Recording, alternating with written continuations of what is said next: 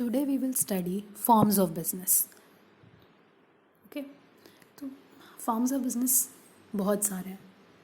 तो हम लोग को कैसे डिसाइड करना है कि हम लोग को कौन सा फॉर्म ऑफ बिजनेस को स्टार्ट करना है. लाइक सोल प्रोप्राइटरशिप होता है, joint in the family business है, जॉइंट स्टॉक कंपनी है. मतलब there are various kinds of company. तो हम लोग कैसे डिसाइड करेंगे कि हम लोग को कौन सा इनकॉर्पोरेट करना है. तो हम लोग हर चीज़ का क्या करेंगे, पहले प्रोज एंड कॉन्स देखेंगे, मतलब एडवांटेजेस और डिसएडवांटेजेस देखेंगे. उसके बाद डिसाइड करेंगे कि which business we have to start. So let's start reading. If one is planning to start a business or is interested in expanding an existing one, an important decision relates to the choice of form of organization. The most appropriate form is determined by weighing the advantages and disadvantages of each type of organization against one's own requirement. इसमें वही लिखा है जो मैंने आपसे अभी कहा. As I said कि अगर कोई प्लान कर रहा है कोई बिज़नेस स्टार्ट करने के लिए या इंटरेस्टेड है एक्सपैंड करने में अपने एग्जिस्टिंग बिजनेस को, तो एक इम्पॉर्टेंट डिसीजन जो है वो रिलेट करता है एक चॉइस से फॉर्म करने का कि किस फॉर्म ऑफ ऑर्गेनाइजेशन को उसको चूज़ करना है. और सबसे अप्रोप्रिएट उसका हम लोग कैसे डिसाइड करेंगे, एडवांटेजेस और डिसएडवांटेजेस हर एक टाइप ऑफ ऑर्गेनाइजेशन का दूसरे से कंपेयर करके. तो अलग अलग फॉर्म्स ऑफ बिजनेस यहाँ पे क्या दिया है. फर्स्ट है sole proprietorship, second one is joint in the family business, and then partnership, cooperative societies and joint stock company. फिर लिखा है कि हम लोग अपना डिस्कशन स्टार्ट करते हैं सोल प्रोप्राइटरशिप के साथ. सोल प्रोप्राइटरशिप क्या है, एक सिंपलेस्ट फॉर्म ऑफ ऑर्गेनाइजेशन है. एंड फिर हम लोग पढ़ेंगे ज़्यादा कॉम्प्लेक्स फॉर्म्स ऑफ ऑर्गेनाइजेशन की तरफ. सोल प्रोप्राइटरशिप का एक एग्जाम्पल फर्स्ट में आपके बुक में ही दिया है, फर्स्ट पैराग्राफ. एज आप अगर रीड करोगे तो let's read. Do you often go in the evening to buy register, pens, chart papers, etc. from a neighborhood stationery store? Well, in all probability, in the course of your transaction, you have interacted with a sole proprietorship. क्या बोल रहे हैं, कभी कभी क्या होता है हम लोग को पेन चाहिए होता है, पेपर चाहिए होता है, या कोई भी स्टेशनरी का सामान चाहिए होता है, तो हम लोग क्या करते हैं आसपास का जो स्टेशनरी शॉप होता है वहाँ जाते हैं. तो वही बोल रहा है कि मोस्ट प्रोबेबली क्या चांसेस है कि हम जो स्टेशनरी पे गए हैं वो एक सोल प्रोप्राइटरशिप है, क्योंकि छोटा सा बिजनेस है. वो एक सिंपल स्टार्ट करेगा कोई आदमी छोटा मोटा दुकान, तो वो अकेला ही स्टार्ट करेगा इस तरह का काम. फिर आता है sole proprietorship is a popular form of business organisation and is most suitable form for small businesses, especially in their initial years of operation. Sole proprietorship refers to a form of business organization which is owned and managed, controlled by an individual who is the recipient of. Wait.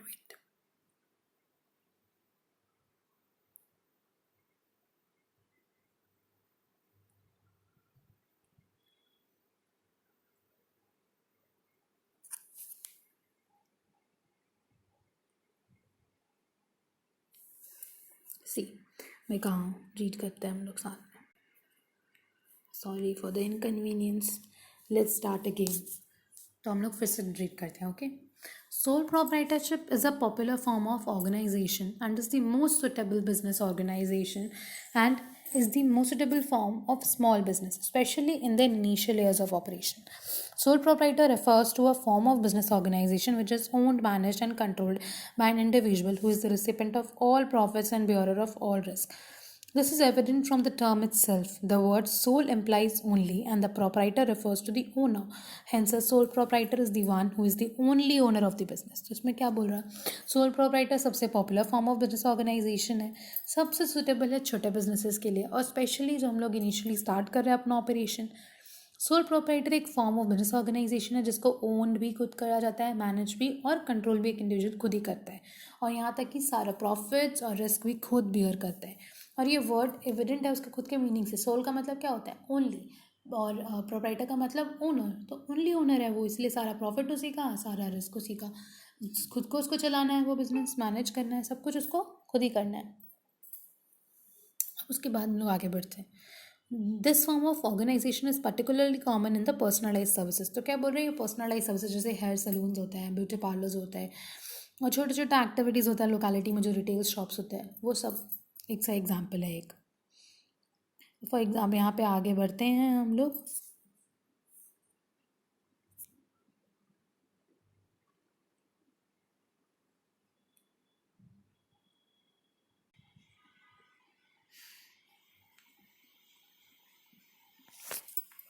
Silent features of sole proprietor form of organisation क्या क्या है। पहला है formation and closure. Formation and closure मैं read नहीं कर रही हूँ, मैं आपको एक्सप्लेन कर देती हूँ। फॉर्मेशन एंड क्लोजर में क्या है, जो उसमें लिखा है वही आपको मैं रीड बता दे रही हूँ, आप खुद से रीड कर लेना। फॉर्मेशन और क्लोजर में बोल रहा है कि इसका फॉर्मेशन जो है वो बहुत ईजी है। वाई? बिकॉज इसमें लीगल रिक्वायरमेंट्स जो है वो कम है, क्योंकि इसका अलग से कोई लॉ नहीं बनाया गया है।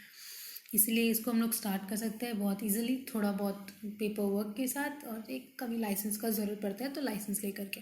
बाकी इसका क्लोजर बहुत इजी है। फिर लाइबिलिटी के बारे में बात करें तो सोल प्रोवाइडर का अनलिमिटेड लाइबिलिटी होता है। अनलिमिटेड लाइबिलिटी का मतलब अगर कुछ भी नुकसान होगा बिजनेस का, कोई भी डेट होगा, तो उसको अपने पर्सनली बेयर करना पड़ेगा, उसको पर्सनल एक्सपेंसेस से उसको बेयर करना पड़ेगा, पर्सनल असेट्स से, sorry. This implies that, for example यहाँ पे दिया है कि ओनर जो है वो पर्सनली रिस्पॉन्सिबल है for the payment of debts in case उसका असेट्स ऑफ बिजनेस जो है वो सफिशिएंट नहीं है सारे डेट्स को मीट करने के लिए। एज सच मतलब ओनर का कुछ का पर्सनल पोजेशन, जैसे पर्सनल कार है, दूसरा असेट्स है, वो सब उसको हो सकता है बेचना पड़े रीपे करने के लिए डेट को। सब पे उसकी टोटल आउटसाइड लाइबिलिटी XYZ एक ड्राई क्लीनर है, उसका 80,000 रुपये, और उसका असेट जो है वो सिर्फ 60,000 का है। तो वैसे सिचुएशन में उसको क्या करना होगा, उसको 20,000 खुद से अरेंज करना होगा अपने पर्सनल सोर्सेज से। यहाँ तक कि उसको हो सकता है अपना पर्सनल प्रॉपर्टीज़ को भी सेल करना पड़े रीपे करने के लिए। तो फर्स्ट पढ़े फॉर्मेशन एंड क्लोजर, दूसरा पढ़े लाइबिलिटी के बारे में कि उसका अनलिमिटेड लाइबिलिटी है। अब आता है sole risk bearer and profit recipient. इसका मतलब क्या है कि क्योंकि हम लोग पढ़े कि वो एक इंडिविजुअल है तो उसको रिस्क भी खुद उठाना है और प्रॉफिट भी सिर्फ उसी का होगा, क्योंकि वो ओनली ओनर है उस बिज़नेस का। कंट्रोल भी क्या होगा, बार बार बोल रहे हैं हम लोग कि सोल है, ओनली ओनर है, तो कंट्रोल जो ओनर है उसी का रहता है। तो अकेला ओनर है तो कंट्रोल भी उसका हर चीज़ पे रहेगा, खुद अकेले का। फिर आता है नो सेपरेट एंटिटी। बहुत बार क्या होता है हम लोग पढ़ते हैं कि सेपरेट लीगल एंटिटी, उसका मतलब क्या होता है एक बिजनेस और एक इंडिविजुअल को अलग अलग देखा जाता है, लेकिन सोल प्रोप्राइटरशिप के केस में दोनों एक ही होता है। ठीक है, कोई डिस्टिंक्शन नहीं है।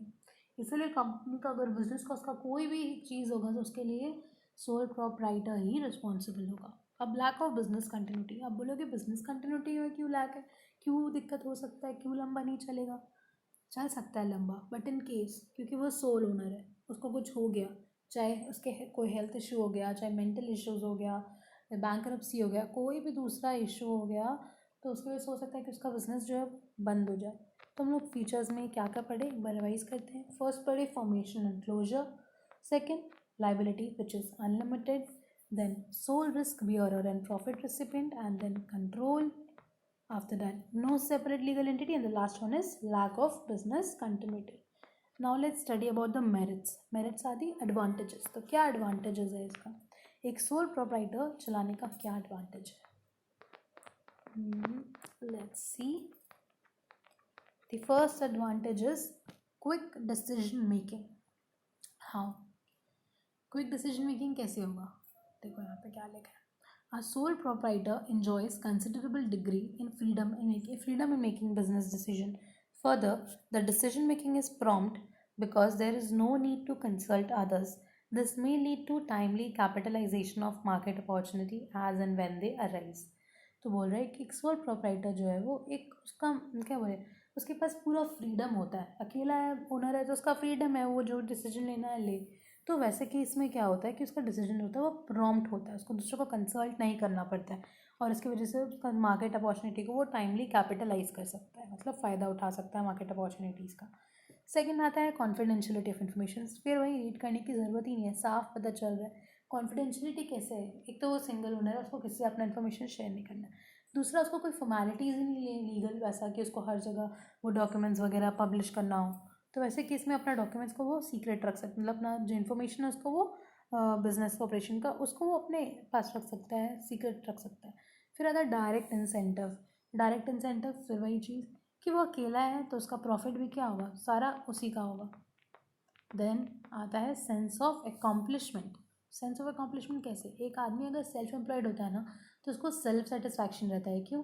क्योंकि वो उसको एक तो दूसरे के अंदर वो एम्प्लॉयड नहीं है तो दूसरे का मेंटल प्रेशर नहीं है, उसका खुद का है जो है, और ऊपर से अगर वो उस पर सक्सेसफुल हो रहा है, उसका बिजनेस अच्छा चल रहा है, तो उसको बहुत ज़्यादा उसको सेटिस्फैक्शन मिलता है इस चीज़ का, और उसको लगता है कि हाँ वो कोई चीज़ अकॉम्प्लिश किया, इसलिए सेंस ऑफ अकॉम्प्लिशमेंट आता है, वैसे में कॉन्फिडेंस आ जाता है। फिर ease of formation and closure तो हम लोग कैरेक्टरिस्टिक में भी पढ़े कि कोई ज़्यादा लीगल रिक्वायरमेंट्स का ज़रूरत नहीं पड़ता, इसलिए वो ईजीली क्या बोलते हैं स्टैब्लिश भी हो जाता है और क्लोज भी हो जाता है. तो let's revise the merits.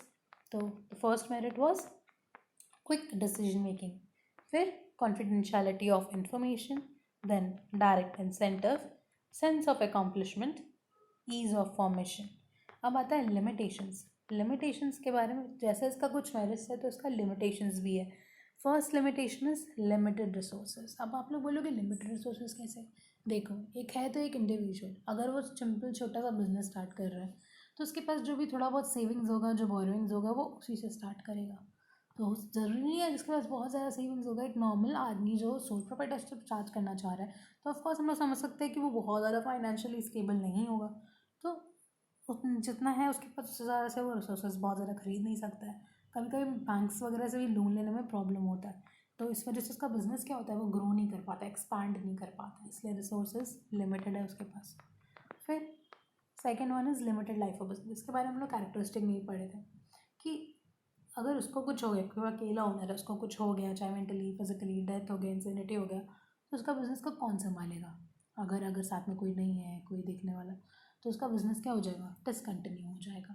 Then unlimited liability. Unlimited liability में पढ़ेंगे तो ये भी तो एक लिमिटेशन ही है ना, कि अगर उसका डेट मान लो उसके असेट से ज़्यादा है तो उसको पर्सनली बियर करना पड़ेगा, कैसे करके अरेंज करना पड़ेगा. तो उसके लिए तो एक डिफ़िकल्ट टास्क है, उसका एक बर्डन है जो उसको पे करना ही है लाइबिलिटी. फिर आता है लिमिटेड मैनेजरियल एबिलिटी, क्योंकि पहले तो हम लोग पढ़े एक इंडिविजुअल है, हो सकता है कि मतलब ज़रूरी नहीं है कि उसको मैनेजरियल एबिलिटी उसका कम होगा, हो सकता है ज़्यादा भी हो. बट एक इंडिविजुअल से हम लोग क्या एक्सपेक्ट कर सकते हैं कि उसके पास सारा चीज़ हो, सारा नॉलेज हो, हर चीज़ का नॉलेज हो, हर तरफ वो स्किल्ड हो? नहीं. तो कहीं ना कहीं वो लैक करेगा अकेले. तो इस वजह से मैनेजरियल एबिलिटी भी इसमें कम होगा. तो हम लोग अब इसका एक बार देखते हैं क्या क्या हम लोग इसका लिमिटेशंस भी पढ़े. फर्स्ट था limited resources, second is limited life of business, then unlimited liability and limited managerial ability. Then अब हम लोग नेक्स्ट पढ़ेंगे joint stock, joint Hindu family business.